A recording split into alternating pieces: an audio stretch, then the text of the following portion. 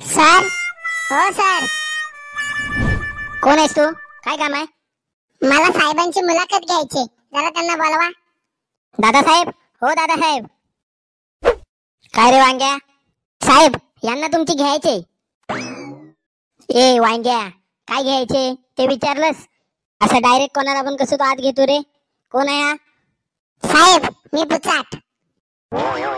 म्हणजे?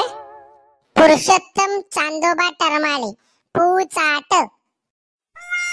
तुम्ही निवडून आल्याबद्दल मला तुमची मुलाखत घ्यायची. होय काय? बसा बसा. तू बाजरा रे रताळ्या.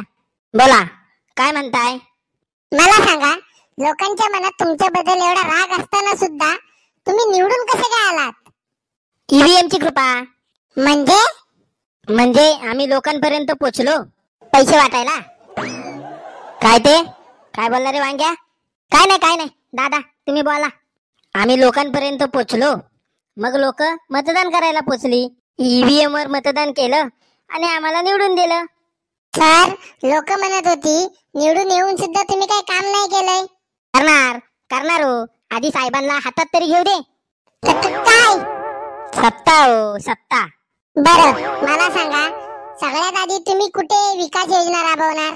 हो, कुठं कशाला? साहेबांच्या शेतात आधी विकास आणि योजना राबणार, बाकीच्यांचं नंतर बघू. अहो तसं नाही, निवडून आल्याच्या नंतर जो तुम्ही विकास करणार होता तो विकास कुठं आहे? विकासला कामाला पाठवलाय, तो जीपीएस बंद करून हरवलाय. गावला की लगेच तुमच्याकडे पाठवतो. तुम्ही निवडून आल्यानंतर पाण्याची सोय करणार होतात, त्याचं काय झालं? आताच नवीन योजना मंजूर करून आणली आहे. पाऊस चालू झाला की कळेल तुम्हाला.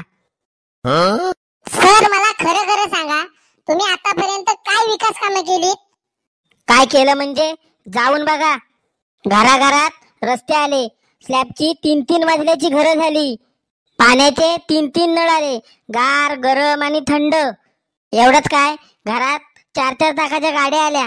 अजून काय पाहिजे तुम्हाला? आणि हे सगळं झालं कुठं? साहेबांच्या घरात.